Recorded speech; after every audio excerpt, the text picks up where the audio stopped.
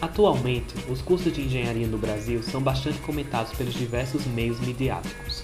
Vemos constantemente que o aquecimento do mercado para esses tipos de profissionais fizeram com que cada vez mais a procura por esses cursos aumentassem. No entanto, o número de formados ainda é preocupante. Dessa forma, decidimos investigar os motivos principais que geram esse tipo de problema. E nada melhor do que falar com alguém que já vem há um bom tempo na luta para conseguir o almejado título de engenheiro, ou melhor, engenheira. Sendo assim, entrevistamos Thaís Rodrigues, aluna do 10º período de Engenharia de Petróleo. Thaís, na sua opinião, o que leva os estudantes brasileiros a desistirem dos cursos de engenharia? Bem, os estudantes eles estão desistindo do curso de engenharia, primeiro porque não têm um conhecimento prévio da área em que eles vão ingressar na faculdade. Então, acabam que não se identificam com o curso. Segundo, porque as cadeiras do básico elas são muito difíceis, então nem todo tipo de aluno ele se identifica com matemática, com física, que vê logo no início do curso. E o terceiro fator é que muitos pais, às vezes, eles estimulam os filhos a fazer engenharia visando um retorno financeiro agradável no futuro. Então, a partir disso, nós elaboramos um modelo matemático para calcularmos o número de desistentes nos cursos de engenharia no Brasil.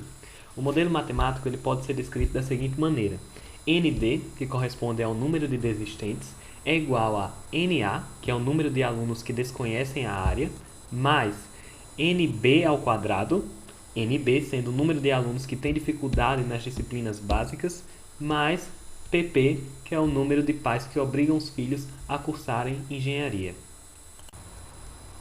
Então, supondo que o número de estudantes que ingressam na faculdade de engenharia no Brasil que desconhecem a área são 15.000 anualmente e que o número de pais que obrigam os filhos a cursarem engenharia são 25.000 também anualmente, nós teremos que ND é igual a 15.000 mais NB ao quadrado mais 25.000, que dará ND igual a NB ao quadrado mais 40.000. Também é importante destacar que a pergunta que será respondida com uma integração será correspondente ao número de desistentes nos cursos de engenharia no Brasil entre 2009 e 2013. Bom, essa resposta pode ser encontrada por uma integração porque o número de desistentes corresponde à área sob a curva da função ND igual a NB ao quadrado mais 40.000 do gráfico do número de desistentes versus o número de estudantes que têm dificuldade nas disciplinas básicas.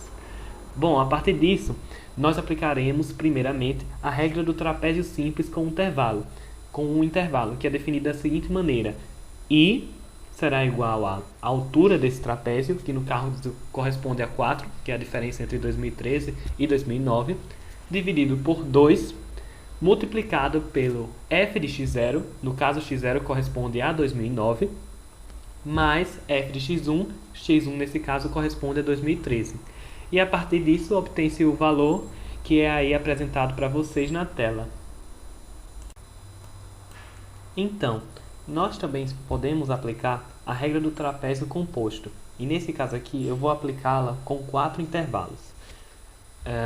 Nesse caso, nós veremos que o cálculo da área desse gráfico será mais preciso, porque nós vamos ter um maior número de trapézios e isso facilitará na precisão dos nossos resultados. Então, a regra do trapézio composto é bem parecida com a do trapézio simples, só que nesse caso nós vamos calcular para cada divisão, para cada trapézio que nós teremos. Nesse caso, ficará da seguinte maneira: I é igual a, nesse caso nós vamos dividir em 4 partes a área, certo? I é igual a 1,5, I seria a altura de um dos trapézios, multiplicado pelo f de x0, que no caso é 2009, mais o f de x1, que nesse caso vai ser 2010, porque eu estou dividindo no eixo x em 4 partes. Repetiremos a mesma coisa para o seguinte, para o restante da forma.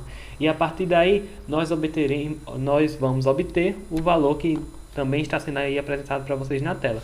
Notem que há uma diferença entre esses dois valores, e isso vai ser explicado agora.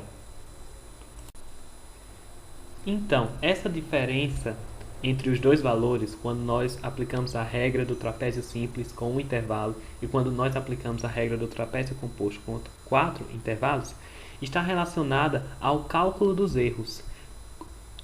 O cálculo do erro ele é definido da seguinte maneira: a fórmula é igual a o erro nesse caso nós vamos calcular o erro máximo, poderia ser menor do que esse que é apresentado aí na tela. Então o nosso que é o erro, será igual a n, que é o número de trapézios, multiplicado pela altura ao cubo, multiplicado por m é o valor máximo que ele possa assumir nesse intervalo, dividido por 12. Aí vocês estão vendo que eu apresento o erro para o cálculo com um intervalo e também o erro para o cálculo com 4 intervalos. E você percebe que quando eu calculo o erro máximo para 4 intervalos, ele é menor do que o erro máximo para um intervalo. Por quê? Porque quanto maior o número de intervalos, menor será o erro calculado. Mais facilmente